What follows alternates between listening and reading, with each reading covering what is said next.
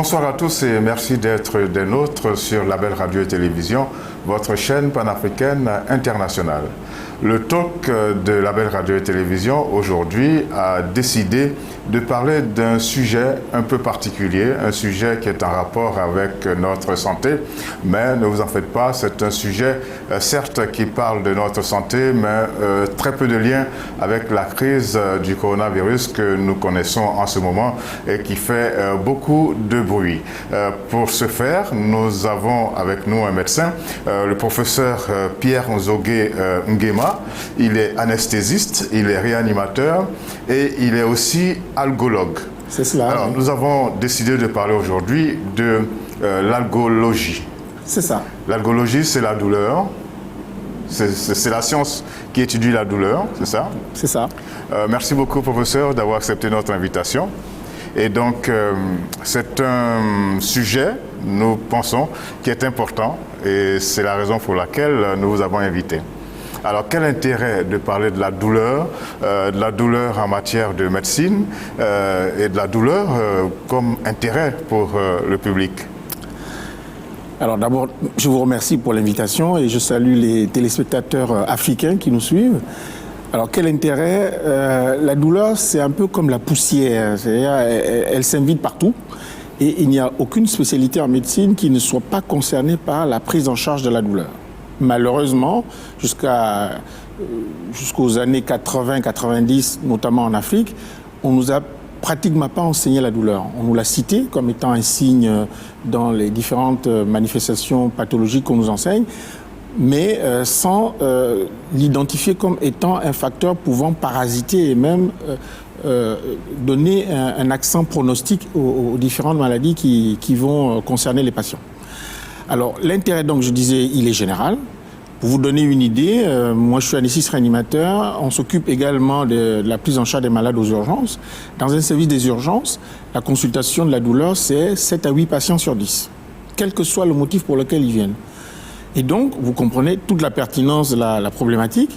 Et de ce point de vue-là, il est assez important que les gens soient suffisamment interpellés, formés, et qu'ils puissent répondre à la demande du patient. Parce interpellés à la fois dans votre secteur d'activité, les médecins, tout le personnel soignant, mais aussi au niveau du public. Absolument. Absolument. Tout le monde expérimentera la douleur dans son jeune âge et tout au long de sa vie jusqu'à la fin. Et plus on va vieillir, plus on va avoir mal. Parce qu'il y a des douleurs qui sont liées à la sénescence du corps. Et la douleur, pour situer le problème, c'est quoi d'abord la douleur? Si vous me permettez, je vais la définir. En fait, la douleur, telle que nous pouvons la lire dans le dictionnaire, c'est une expérience sensorielle et émotionnelle désagréable. Chaque mot vaut son pesant d'or, liée à une lésion qui est là ou qui n'est pas là. On peut avoir mal sans avoir une lésion, c'est-à-dire on peut fabriquer même de la douleur. Ou décrit par le malade comme étant en rapport avec une telle description. Ça, c'est la définition scientifique et littéraire de la douleur. Donc, lorsque nous allons être en face d'un patient qui a de la douleur, il faut tenir compte d'un certain nombre de ces éléments-là, c'est-à-dire, est-ce que c'est une expérience? Si c'est une expérience, est-elle désagréable? Parce que ce qui est ressenti désagréablement par vous ne sera pas forcément le cas pour moi ou pour l'autre sujet lambda. Il y a des expériences dans la vie où « faites-moi mal, ça me fait du bien », alors que c'est de la douleur qu'on demande à l'autre de produire sur soi pour pouvoir avoir de la douleur. On n'a pas besoin de faire un essai là-dessus, je pense que les téléspectateurs me comprendront. Donc la douleur, elle est liée à la personne, elle est personnalisée, elle est identitaire, elle est liée également à notre profession, à notre culture et à tout ce que l'environnement a pu nous apporter comme expérience sensorielle également. Il existe des maladies sans douleur? Il y a des maladies sans douleur. Je prends un exemple. C'est peut-être rare. Les maladies de la peau, par exemple, pour la plupart, parce qu'il y a des cancers de la peau, ça va faire mal à un moment donné. Mais les maladies sans douleur, ça existe. La douleur va apparaître à partir du moment où on va la prendre en charge. On va faire une biopsie, on va faire une piqûre, on va faire un prélèvement pour pouvoir asseoir le diagnostic, envoyer des prélèvements de sang au laboratoire, il faut piquer. Là, on va avoir de la douleur. Et ces douleurs doivent être prévenues. C'est obligatoire. Enfin, ça fait l'objet de lois dans les pays occidentaux. C'est en train de le devenir chez nous. Parce que nous n'avons pas le droit d'avoir mal. Parce que la vocation de la médecine, ce n'est pas de faire mal. Maintenant qu'on le sait, il devient de plus en plus intolérable de continuer à faire les soins comme cela a été le cas jusqu'à maintenant dans nos différents hôpitaux et nos différents pays. La douleur, de façon triviale, c'est quelque chose qui fait mal, au corps, mais et à l'esprit. Absolument. La douleur va avoir ceci de... je me permets de dire, de génial. Mais de manière hypocrite, c'est-à-dire que la douleur va toucher toutes les dimensions de l'humain. Il y a la dimension comportementale, on n'est pas le même lorsqu'on a mal que lorsqu'on n'a pas mal. Prenez une rage de dents, la personne qui a mal à la dent, du simple fait que ça fait mal et que ça ne lui permet pas de pouvoir manger, même parfois de s'hydrater, il n'est plus le même. Chez les enfants, c'est encore beaucoup plus théâtral parce que l'enfant va se rouler par terre, va exprimer ça de manière tout à fait ostentatoire. Ça va toucher la dimension spirituelle. Pour certaines douleurs, les personnes vont être amenées, parce qu'elle dure, parce qu'elle est très intense, à l'interpréter d'une certaine manière que ça ne peut pas être une douleur corporelle classique, c'est plutôt une malédiction, c'est peut-être un fusil nocturne, ou éventuellement une atteinte diabolique de personnes qui en veulent à la personne. Et de ce point de vue-là, la spiritualité va rentrer en ligne de compte. Ça va toucher la dimension cognitive. L'attention est forcément entamée. En ce sens que quand vous avez mal, vous n'avez pas envie de regarder la télévision, de lire un journal, d'aller faire un travail qui vous demande l'attention. Encore moins de sourire. Encore moins de sourire. Donc tout ça va englober la personne avec P majuscule, non, sa totalité dans sa globalité, et ça va détruire sa vie au quotidien. Et lorsque vous recevez des patients de ce genre-là, il ne s'agit pas tout simplement de leur administrer des calmants, il va falloir les prendre en charge de manière globale. Donc, une prise en charge holistique qui va faire en sorte que nous allons tenir compte. Le musulman n'interprète pas la douleur de la même manière que le catholique pas de la même manière que le juif, et ainsi de suite. C'est spécifique, ça a été étudié. Et même au niveau du sexe, la femme supporte mieux la douleur que l'homme, donc son interprétation de la douleur n'est pas la même. L'enfant, c'est la même chose. En fonction de l'âge... L'enfant, c'est-à-dire l'enfant supporte mieux? L'enfant supporte mieux, je prends l'exemple de la poussée dentaire. Une poussée dentaire, par exemple, elle fait très mal. Mais très peu d'entre nous s'en souviennent. L'enfant, il va être plutôt prostré, donc il ne va pas manifester beaucoup de signes. Il aura de la fièvre, il ne va pas avoir envie de jouer, il ne va pas avoir envie de prendre son biberon ou éventuellement manger s'il commence à manger solide. Tout ça fait qu'on a pu étudier cela et comprendre que l'enfant supporte plus la douleur que l'adulte. La femme supporte plus la douleur que l'homme, sexe masculin. Et l'homme, la personne de bureau, la personne citadine, supporte moins bien la douleur que le paysan. Le maçon supporte mieux la douleur que nous. Ainsi de suite. Ça, c'est l'anthropologie de la douleur. Les plus jeunes que les plus âgés? Pas forcément. Tout va dépendre de la culture. On peut rentrer dans d'autres exemples. Au Gabon, par exemple, c'est une étude que nous avons menée dans différents hôpitaux. Chez les peuples de l'Est, du Nord-Est, les Bakota notamment, la circoncision se fait à 15 ans. Fait autour de 15 ans. Et lors de la circoncision, il est interdit aux garçons de faire un rictus et encore moins de manifester par un cri ou par quelque comportement que ce soit sa sensation de douleur au moment même où on va couper le prépuce. Donc, ça fait l'objet d'abord de préparation. Et lorsque, malheureusement, il arriverait que l'enfant, le jeune garçon manifeste, on pense qu'il n'aura pas la virilité telle qu'on s'attendrait à l'avoir pour un homme dans la définition africaine du terme par rapport à la virilité. Chez les Maasai également, ça a été très bien étudié. L'accouchement, ce que nous constatons, par exemple, dans les salles d'accouchement ici au Gabon, les femmes ouest-africaines ne manifestent pas la douleur de la même manière que les femmes de l'Afrique centrale, notamment les Gabonaises. Les Gabonaises sont plus ostentatoires face à la douleur de l'accouchement que les femmes ouest-africaines. Tout ça a également été étudié. Autrement dit, c'est le mot de l'âge. Tout ce que nous avons vécu, qui a fait de nous l'identité que nous avons au moment où nous sommes confrontés à la douleur, qui va être à l'origine de cette expression et de cette gestion de la douleur. Et puis vous avez les philosophies stoïciennes. Pour les stoïciens, la douleur n'existe pas. Mais qu'à cela ne tienne, on a des outils pour pouvoir identifier le niveau de douleur dans chacun de ces cas-là et administrer les thérapeutiques qu'il faut pour pouvoir soulager le patient correctement. Et justement, il existe des différents types de douleurs? Alors, il y a différents types de douleurs. On va essayer de simplifier pour faire ça. Vous avez la douleur toute fraîche. Je fais du bricolage, je me tape le marteau sur le doigt. C'est la douleur aiguë, où je sors du bloc opératoire pour quelque intervention que ce soit. Cette douleur fraîche, elle est aiguë. On appelle ça douleur aiguë. Et si malheureusement on ne calme pas bien cette douleur va s'imprimer au niveau du cerveau. On essaie de parler simple pour ne pas rentrer dans des considérations physiologiques de médecine sophistiquée. Donc, elle va s'imprimer dans la douleur, le cerveau, je disais, et en s'imprimant dans le cerveau, elle va laisser une trace. Et cette trace-là, lorsqu'elle s'est imprimée, et ça prend à peu près 3 mois et plus, c'est ça qui est plus difficile à effacer. Parce que elle s'est imprimée. Elle devient chronique. Elle devient chronique. Je dis, on ne s'habitue pas à la douleur, mais la personne tient compte de la douleur pour sa vie au quotidien. Va boitiller, va utiliser une canne, va utiliser une orthèse pour pouvoir mieux positionner son membre, va boire des comprimés. Donc son schéma corporel change. Pour qu'il continue à vivre et à être sociable, il va falloir qu'il utilise ces moyens-là, médicaux ou éventuellement orthopédiques, pour pouvoir se soulager. Alors, à partir du moment où on entame maintenant la personnalité, le spirituel va être entamé. Et lorsque le spirituel est entamé et que ce patient se présente à vous au bout d'1 an de douleur chronique comme ça, il va falloir le considérer dans sa globalité.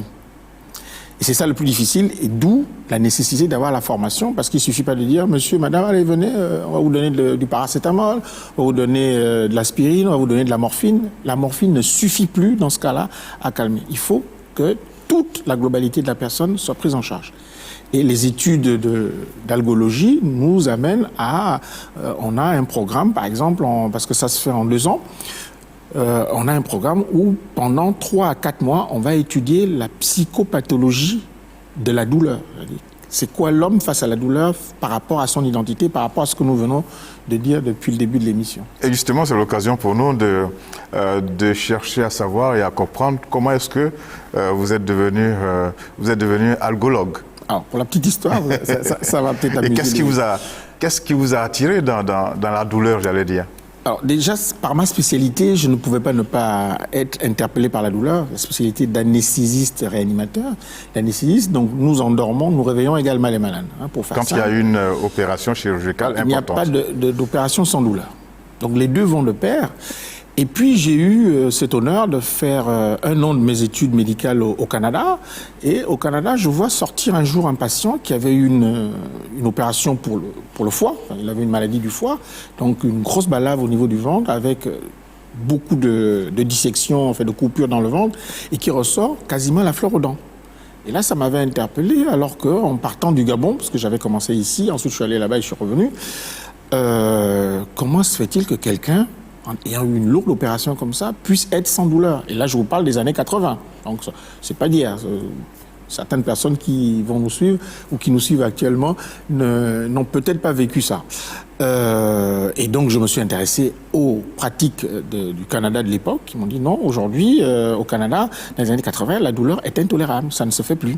Et comment vous faites? Et ils m'ont dit, voilà, on mélange ça, on évalue la douleur, et au fur et à mesure que le malade va rester à l'hôpital, il faudrait qu'il soit dans un confort tel qu'il puisse retrouver la verticalité, qu'il puisse remanger, se resociabiliser. Le plus rapidement possible. Le plus rapidement possible. Et bon, c'est la mode, hein, même ici au Gabon. On peut vous opérer le matin et puis à midi, vous avez votre bouillon. Et le soir, vous mangez correctement et accompagner le lendemain les familles qui vont venir vous rendre visite au parking de l'hôpital et à leur voiture. Et éventuellement, raccourcir de plusieurs jours votre durée d'hospitalisation.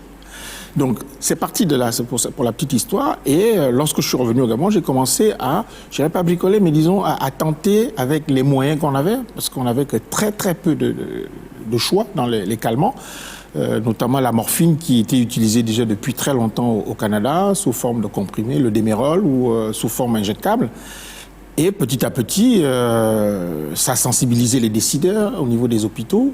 On a étoffé les commandes, on a eu un peu plus de calmants et ça a suscité aussi, j'allais dire, une certaine sympathie, une certaine émulation. Certains autres médecins sont allés, et aujourd'hui on a pas mal de médecins au niveau de Libreville qui s'occupent de la prise en charge de la douleur au niveau de l'anesthésie, mais également au niveau de la consultation, tout venant de la douleur chronique. Donc, sans avoir encore la totalité de ce qu'il faut, on a plus de la moitié de l'arsenal thérapeutique antidouleur qui nous permet aujourd'hui de soulager les malades correctement. Donc la petite histoire vient du Canada.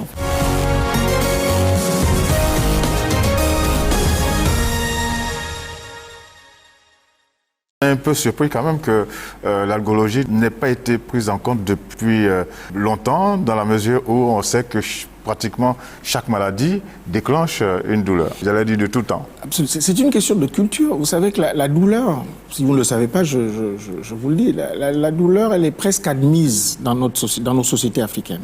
C'est pas qu'on soit sadomaso, mais là, je ne parle pas que de l'Afrique, hein. Je parle aussi de... Alors, la France, puisque j'ai connu les deux, après j'ai fini mes études à Marseille, en France, la France a 25 ans de retard sur les Nord-Américains sur la prise en charge de la douleur. Mais ils ont vite fait de rattraper ce retard-là. L'histoire de la prise en charge de la douleur en France est partie du ministre Kouchner, qui... par rapport à une expérience personnelle familiale, a proposé ça au gouvernement de l'époque, puisqu'il était ministre de la Santé, et au président Mitterrand. Et face à cela, des lois ont été votées, et aujourd'hui, ces lois permettent, ou quasiment obligent, la formation de la douleur dans les écoles de médecine, de sages-femmes, d'infirmières, et la prescription, la mise à disposition dans les hôpitaux de tout l'arsenal thérapeutique qu'il faut, que la recherche trouve pour pouvoir soulager les malades. Donc la douleur est inadmissible. Maintenant, au niveau africain, vous comprenez qu'ayant déjà un retard au préalable vis-à-vis de l'Occident en général, hein, et notamment de l'Europe, si l'Europe a un retard vis-à-vis des États-Unis, enfin les États-Unis et du Canada, mais nous allons avoir encore plus de retard, parce que tout vient de là-bas. Et on sait que lorsqu'une technique, lorsqu'une connaissance naît, avant qu'elle ne soit applicable en pratique en médecine, il s'écoule en moyenne entre 5 et 10 ans selon le domaine. Alors, je ne suis pas si vieux que ça, mais je l'ai introduit, je me permets de le dire, parce que je suis quand même le pionnier de la prise en charge de la douleur au niveau national. Dans les années 80, on est dans les temps là. Par rapport à ce que je viens de dire, à savoir que c'est depuis les années 90 qu'il y a cet engouement, donc on a 10 ans, alors que la France a mis 20 à 25 ans, donc on n'est pas si en retard que ça, on est en train d'y arriver, et je pense au niveau national, gabonais, mais également au niveau africain, dans les colloques et les congrès, il y a des symposiums, il y a des tables rondes qui sont organisées sur la prise en charge de la douleur, et ça c'est tant mieux. Et donc vous avez dû aller faire une spécialisation ? J'ai complété, alors, après être... C'est-à-dire, après avoir été médecin, praticien, Absolument. vous êtes allé faire une...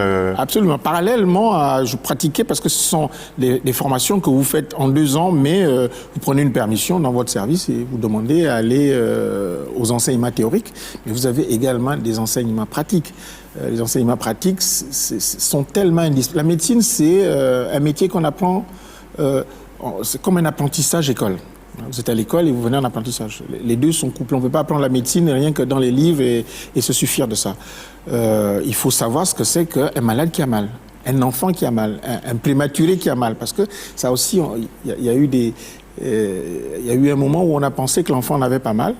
Mais l'enfant, dès la 27e semaine, donc à partir du 6e, 7e mois de grossesse, il a tout l'équipement pour avoir mal dans le ventre de sa mère. Quand il naît, il a tout l'équipement, donc il a mal tout le temps. Mais savoir que cet enfant-là a mal, même s'il ne parle pas encore, il faut le voir, il faut le vivre, il faut l'avoir étudié, certes, mais il faut le vivre. Hein, ça vous permet de savoir que c'est prématuré, il a besoin de calmant. Pareil, un enfant, avant l'acquisition de la parole, avant d'aller à l'école, il faut savoir que tel signe correspond à un niveau de douleur. Chez les personnes âgées également. Chez les personnes âgées, la dignité de la personne âgée fait que, surtout africaine, il ne faut pas que devant ses petits-enfants, il ne faut pas que devant sa fille, son fils, il manifeste quelques signes de douleur que ce soit. Sinon, il perd une grosse partie de sa dignité. Surtout s'il est chef de village, chef de clan, patriarche, c'est encore plus difficile. Donc il a fallu que j'aille à cette formation, effectivement. Dieu merci, elle s'est bien passée. J'ai validé 2 diplômes de la douleur. J'ai sollicité qu'elle puisse être introduite. Depuis 4 ans maintenant, au niveau de la faculté de médecine, elle est enseignée, la prise en charge de la douleur. Et tant mieux, beaucoup de praticiens... Il y a de l'intérêt de la part des plus jeunes ? Ah oui, bien sûr. Bien sûr, ça a suscité un engouement, un gros engouement, à tel point qu'aujourd'hui, dans la plupart des hôpitaux de Libreville, et je pense de l'intérieur, enfin, je parle avec des pincettes, en tout cas de Libreville, c'est quasiment devenu obligatoire dans la culture des médecins et même des infirmières, d'évaluer la douleur et d'administrer les calmants qu'il faut. Justement, quand vous parlez d'évaluer la douleur, nous sommes en pleine découverte de cette science-là. Est-ce qu'il y a une échelle, la douleur la plus douce, j'allais dire, jusqu'à la douleur insupportable? Bien sûr, bien sûr. Il existe même, si je vous donne un chiffre comme ça, il doit y avoir une cinquantaine d'échelles d'évaluation. Les échelles sont fonction d'abord de la culture de la personne.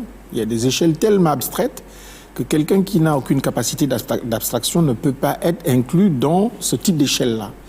Je prends les enfants en bas âge. Lui, c'est le concret. On lui a dit, ça c'est rouge, ça c'est blanc, ça c'est... Voilà. L'enfant, lui, pleure.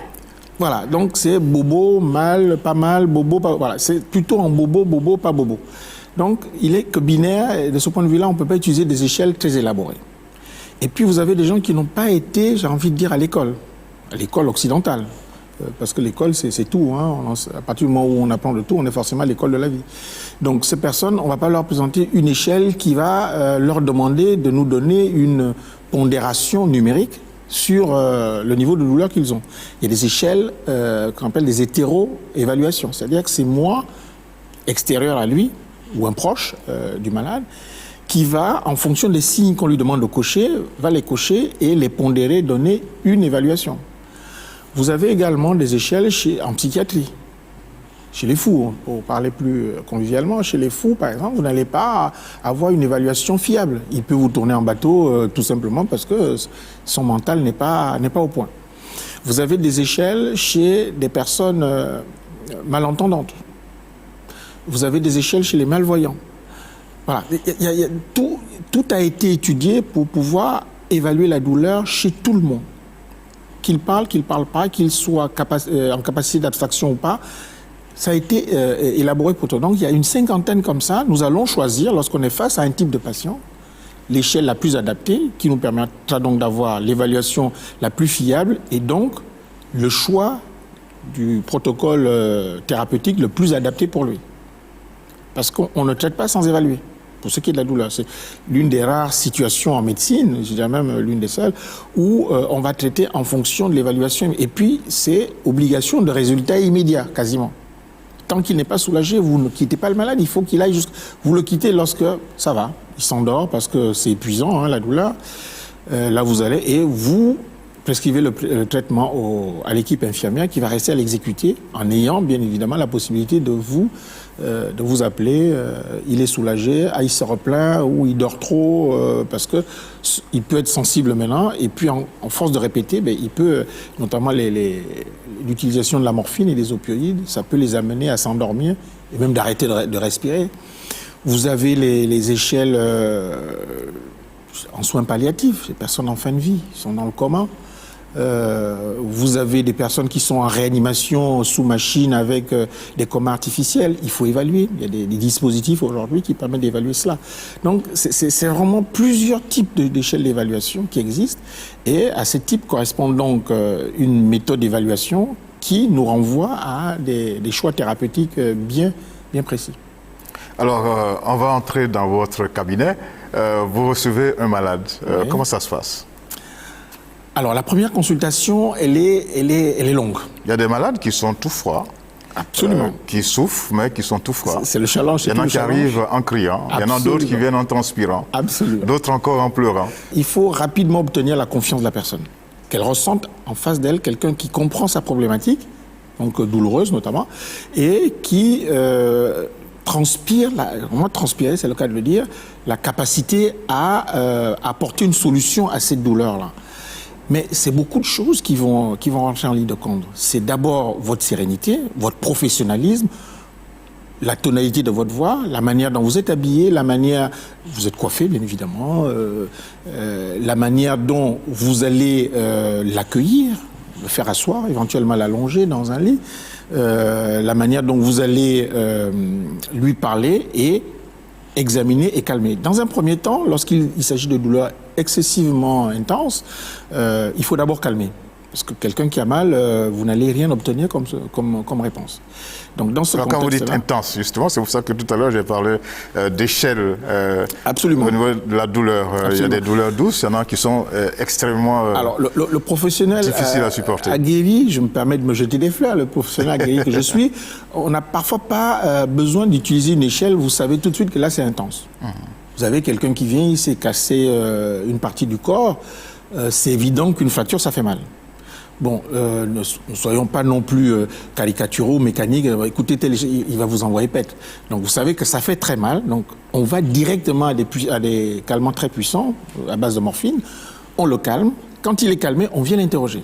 À partir de ce moment-là, on peut rentrer dans sa vie plus facilement, du point de vue identitaire, on en a parlé tout à l'heure, du point de vue des attentes, du point de vue de sa profession, ainsi de suite. Et en ce moment-là, savoir qu'au-delà de l'opération qu'il va y avoir et des traitements adaptés par rapport à l'origine de sa douleur, il ne faudra pas qu'on néglige tel aspect de son identité. Je pense que vous me comprenez et que les téléspectateurs me comprennent. Donc ce n'est pas qu'une prise en charge malade égale, évaluation égale, c'est la caricature idéale. Mais à force, lorsque vous allez acquérir une certaine expertise dans le métier, vous finissez par savoir qu'on peut, pas sursoir, mais disons, passer outre pour d'abord calmer le malade et ensuite évaluer et rentrer dans sa vie. Parce que dans la prise en charge de la douleur, on rentre vraiment dans la vie du malade. Je prends un exemple, le torticolis. Tout le monde a eu un torticolis. Le torticolis, il y a certes l'explication anatomo-physiologique de la chose, c'est-à-dire le nerf d'Arnold. On a deux nerfs d'Arnold qui sortent à l'arrière de la tête, qui, à cause de l'irritation qu'ils vont avoir, vont contracter nos différents muscles du cou et les bloquer à tel point que nous soyons incapables de nous tourner à droite et à gauche. Très bien. Mais on sait aussi que beaucoup de torticolis sont liés à des conflits généralement sentimentaux avec son conjoint, et qui vont être somatiques, ou financiers, ou professionnels, et qui vont être somatisés au point d'entraîner cette contracture-là. Donc, au-delà de la médication que nous allons lui administrer, on va tenter de savoir de quel type de conflit il s'agit, que la personne cache. Et de prime abord, les gens aiment bien être fermés comme des huîtres, j'appelle ça comme ça. Et il faut aller chercher le couteau pour ouvrir l'huître. Mais il y a des techniques d'interrogatoire qui vous permettent d'interroger la personne pour pouvoir la mettre non seulement en confiance, mais à avouer ce qu'il a envie de cacher derrière cette manifestation pathologique. Et à partir de ce moment-là, vous allez pouvoir proposer des solutions beaucoup plus radicales, au-delà des médicaments à boire ou à prendre en piqûre. Vous allez être amené à lui proposer des solutions palliatives pour pouvoir harmoniser, recadrer un peu sa vie de couple, professionnelle, sa vie financière, parce qu'il y a des gens qui vivent mais endettés inutilement parce qu'il faut paraître, et la ramener à la raison, quoi, en quelque sorte, et rééquilibrer un peu sa vie pendant cette période-là. Donc ça, c'est vraiment très important. La première consultation dure parce que, encore une fois, l'identité joue énormément. Moi, ma consultation, je pense que c'est le cas de tous les collègues qui s'intéressent à la douleur, elle va durer au moins 1 heure. Vous avez non seulement la personne va vous dire « je m'appelle tel », elle va me donner... Donc vous ne consultez pas beaucoup de patients chaque jour. C'est 1 heure par patient. Oui, bien sûr.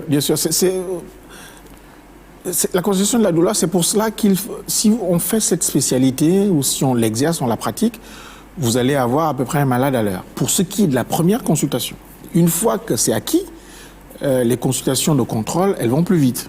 Ça peut durer un quart d'heure, une demi-heure maximum. Mais la première, elle est toujours la plus longue.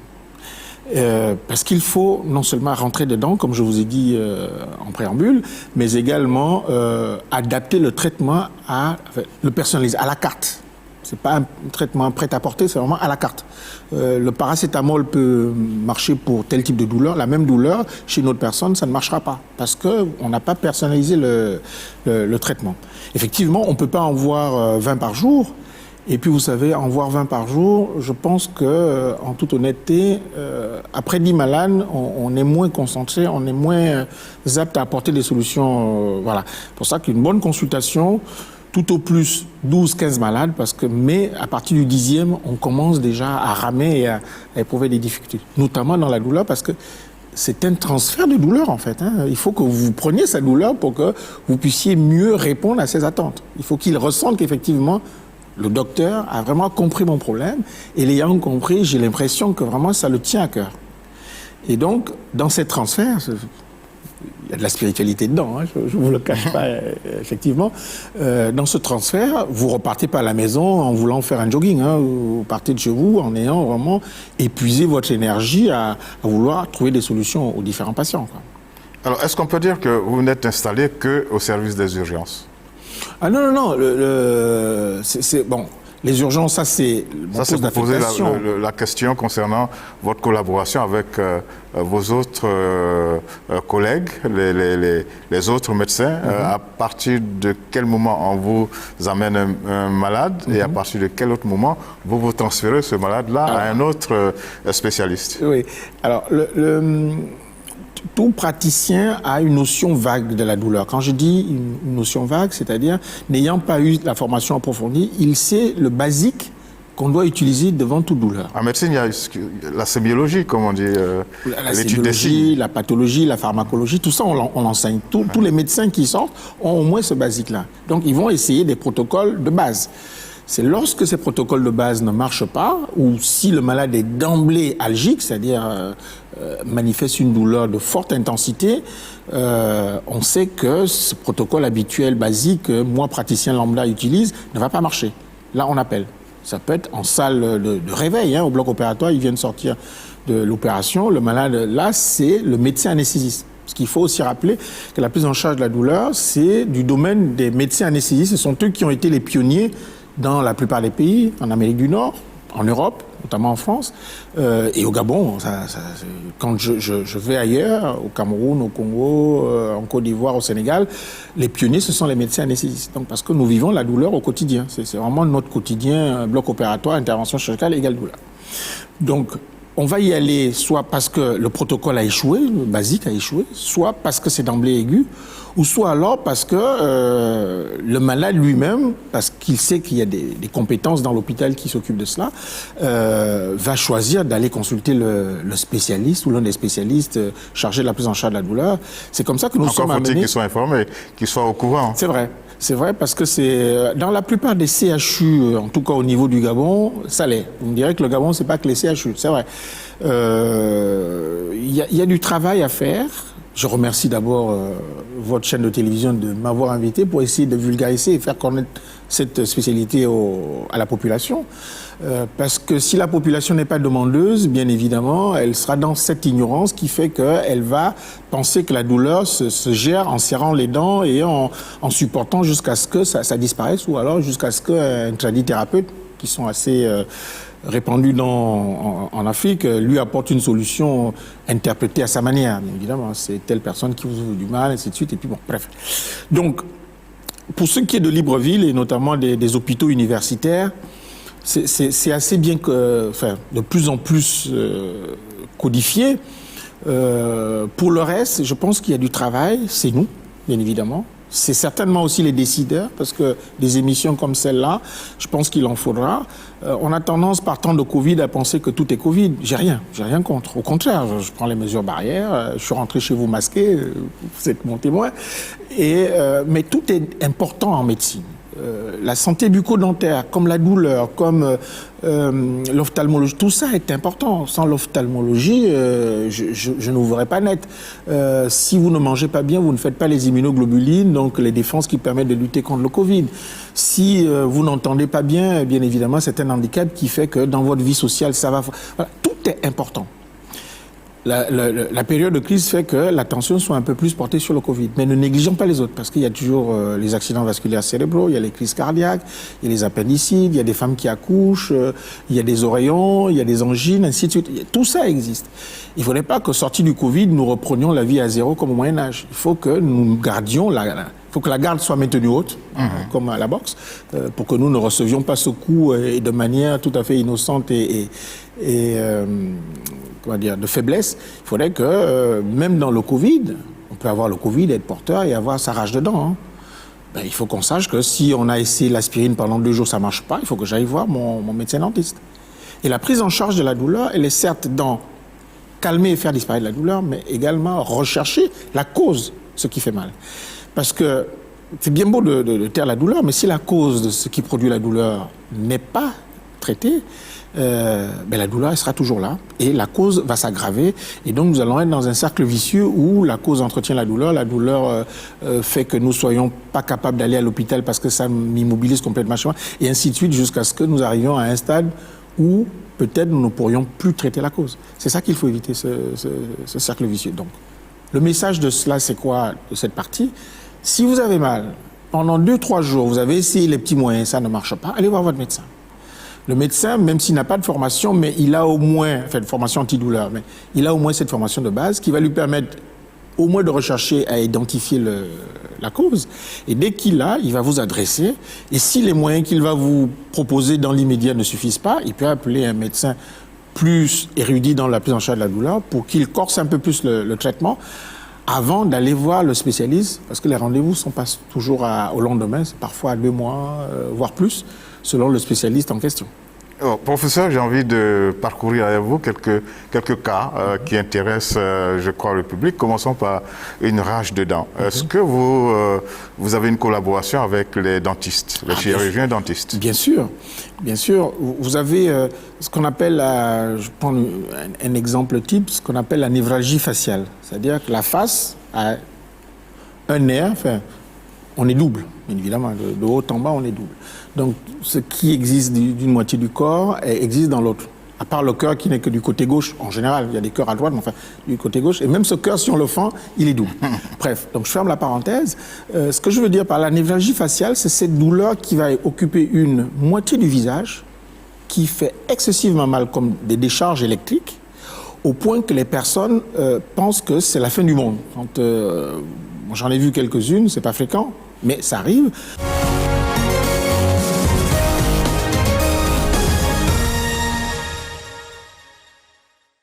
Et parfois, ces douleurs peuvent être dues à un problème bucco-dentaire. Donc, il va falloir calmer la douleur parce que sinon la personne, elle ne vous entend pas, elle ne vous écoute pas, elle n'a même pas envie de répondre. Il y a des médicaments pour calmer ce type de douleur-là. On calme la douleur et lorsqu'elle est calmée, on va interroger le malade, on va l'examiner pour pouvoir identifier la cause. Et lorsqu'on a identifié une cause bucco-dentaire, en ce moment-là, on appelle le collègue en lui disant « Voilà, j'ai un malade qui relève de ta compétence, je vais te l'adresser, voilà ce que j'ai fait. » Voilà. Et lui, il prend la suite. C'est valable partout. Alors, chez les femmes, par exemple, les femmes, on parle beaucoup de cette difficulté qu'on appelle, qui a été identifiée et qui s'appelle endométriose. Chaque mois, certaines femmes, quand elles ont leur menstru, eh bien, se retrouvent en difficulté avec comment on va dire ça, des douleurs intenses. Absolument. Alors, l'endométriose, pour parler... Et là-bas aussi, il y a une échelle. Oui, bien sûr. Au niveau de la douleur? Ça existe dans tout type de douleur, chez tout type de personne, quelle que soit son identité et son niveau de culture. Ça, les échelles ont été faites. Elles portent des noms parfois, échelle de Beck, échelle visuelle analogique, échelle numérique. Enfin, en tout cas, il y a des échelles dans tous les sens. Alors, l'endométriose, c'est, si vous voulez, une partie de l'intérieur de l'utérus qu'on appelle la muqueuse, c'est là où l'enfant va se former. Cette partie de l'intérieur, chez certaines femmes, sous des conditions diverses et variées dans lesquelles on ne va pas rentrer, là, cette partie va se détacher et aller se greffer sur une partie du ventre, de l'abdomen, généralement du petit bassin, mais de l'abdomen. Et en se greffant là, elle va se comporter exactement comme l'utérus qui est sous l'influence du cycle des hormones. Autrement dit, lorsque l'utérus est en période de menstru, cette partie qui s'est greffée dans l'abdomen va également rentrer en phase de menstru. Or, ce n'est pas sa localisation prévue, physiologiquement et anatomiquement prévue. Forcément, les organes ou l'organe sur lequel il s'est greffé va manifester un mécontentement. Encore une fois, j'essaie de simplifier les mots pour ne pas être très technique. Et elle va manifester ce mécontentement par des douleurs. Ça peut être une localisation ectopique, enfin ailleurs, qui est importante. On peut la voir en faisant des examens comme les cystoscopies. L'échographie ne la voit pas, ou généralement pas. Des PET scans, quand c'est tout petit, c'est des scanners par émission de positons où on peut voir l'activité des cellules à ce niveau-là, on peut la localiser et utiliser certaines thérapeutiques, notamment de radiologie interventionnelle quand c'est tout petit, pour pouvoir aller emboliser et la griller complètement. Ou éventuellement chirurgicale si elle est très importante pour aller l'enlever. Mais généralement, c'est très décevant. Donc, elle ne va arrêter d'avoir mal que lorsqu'elle est enceinte ou à sa ménopause, c'est-à-dire lorsque l'utérus est, j'ai envie de dire, en mode pause. Pas de cycle règle par règle, tous les mois. Donc, ça c'est très difficile. Mais vous avez aussi d'autres types de douleurs. Alors, comment vous gérez quelqu'un qui subit ce genre de douleur? Chaque mois, 3 à 5 jours de souffrance intense. Alors, dans ce cas-là, c'est très difficile parce que la douleur bave dans sa vie conjugale. Parce qu'il faut que le conjoint soit non seulement convaincu, mais accompagne son épouse dans ces douleurs-là. Donc, qu'il comprenne parce que ça peut être interprété de manière tout à fait fallacieuse. Bon, elle ne veut pas, elle a un amant, c'est pour ça qu'elle simule. Parce qu'on voit souvent des situations comme ça. Et de ce conflit, il va naître donc une situation aggravante de sa douleur. Il va faire en sorte que soit elle va serrer les dents en se disant bon, pour ne pas perdre mon conjoint, je vais accepter comme ça. Mais bon, c'est quand même assez difficile, étant donné qu'il y a quand même les menstrues qui sont là. Mais bon, tout existe dans la nature et on voit de tout à l'hôpital. Soit alors, ça va aller de manière conflictuelle au point de dire, bah, écoutez, cher ami ou mon cher époux, bah, tu peux prendre une deuxième. Mais elle va le dire sans avoir souhaité ça un jour. Elle voulait bien garder son mari pour elle. Et donc, elle va se retrouver dans une situation qui risque au fur et à mesure. Et celle qui va arriver, si elle est imprégnée de cette histoire, peut s'approprier cette situation pour pouvoir prouver à l'autre que moi qui n'ai pas ça, voilà, je suis la plus aimée, et donc le mari aura créé une situation conflictuelle qui va compliquer psychiquement la personne. Au point que même si on imagine qu'elle va rester là en toute aimante, en refaisant comme avant, mais elle sera quand même souillée de cette, j'ai envie de dire, de cet opprobre que la maladie aura apporté et avec la maladie, le conflit familial et conjugal que ça aura entraîné. On est quand même un peu étonné que dans ce cas-là, il n'y ait pratiquement pas de calmant. Il y a des calmants, mais ça agit... Il faut aller peut-être à une chirurgie raide. On a beaucoup d'échecs. Je vais décevoir certaines des téléspectateurs qui malheureusement auraient ça. On a beaucoup d'échecs parce que généralement ce sont des localisations qui sont des microscopiques. Ça ne se voit pas. Parce que tout ce qui est difficile en médecine, c'est d'avoir la cause de la maladie. Dès qu'on a la cause, on peut savoir si on peut traiter, au bout de combien de temps et quel est le pronostic. Tant qu'on n'a pas la cause et qu'on cherche, on fait des pis-aller. Donc c'est malheureusement le cas, souvent dans le cas de l'endométriose. Et surtout, lorsque la partie qui est allée se greffer ailleurs que dans l'utérus va manifester, elle crée une inflammation locale. C'est-à-dire tout se met à gonfler, comme s'il y avait de la flamme, hein, pour parler plus convivialement, comme s'il y avait de la flamme au niveau de cette zone du ventre. Et donc, les anti-inflammatoires sont très peu efficaces. Très peu, je dis bien, efficace dans ce cas-là. On va administrer de la morphine, mais c'est vraiment casser le thermomètre pour soigner la fièvre, parce que la morphine, elle va endormir la personne, mais elle n'est pas très active de par son mode de fonctionnement sur ce type de douleur-là. Et puis c'est cher payé de devoir utiliser la morphine parce que cette femme, il faut qu'elle aille au travail. Même si elle est femme au foyer, il faut bien qu'elle s'occupe de son foyer. Et donc, ça va beaucoup handicaper. Donc, sur le plan économique, conjugale ou sur le plan économique par rapport à une entreprise qu'elle dirige ou dans laquelle elle travaille, ça va peser lourd.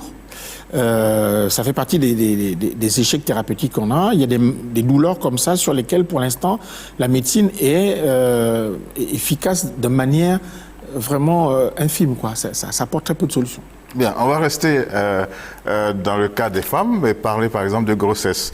Il existe des grossesses qui sont peut-être sans douleur, je ne sais pas, mais dans la plupart des cas, on voit la femme qui se plaint pratiquement du début jusqu'à la fin, selon l'intensité. Et la fin, c'est l'accouchement, toujours très douloureux. Oui.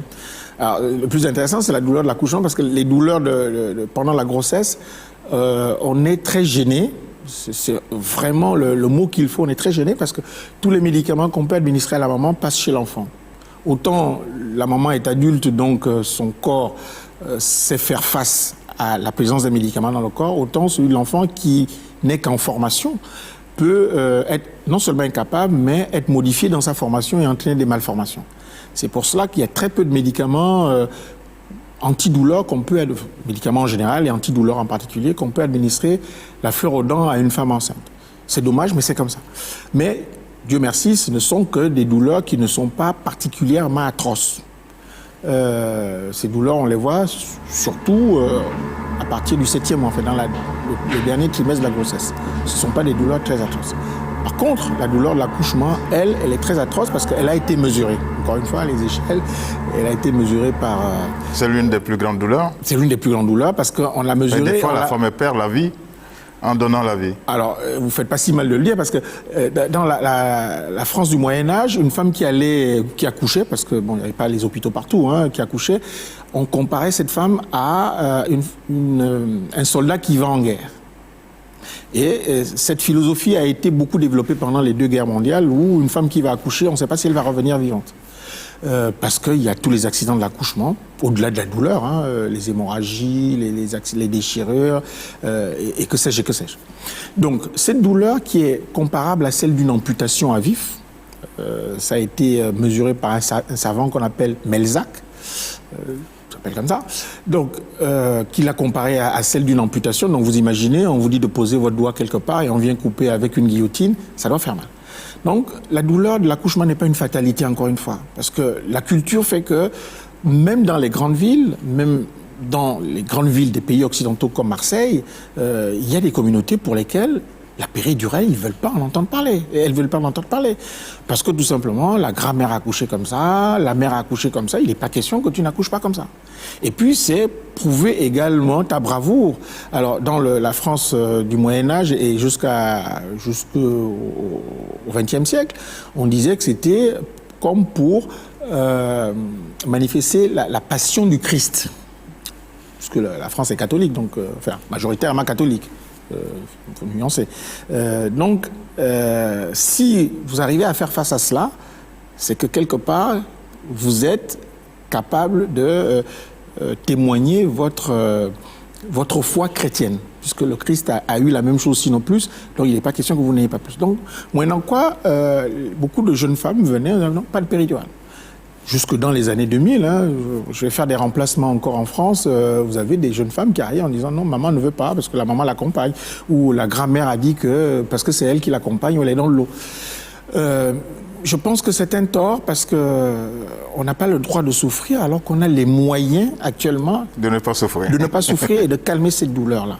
Dieu merci parce que cette souffrance, elle est temporaire. Elle va durer quelques heures et je peux vous dire qu'une femme, autant elle peut maudire la terre entière à cause de cette douleur au moment de l'accouchement, autant dès qu'elle a accouché, elle a oublié, elle est prête à reprendre une grossesse dans les mois qui suivent.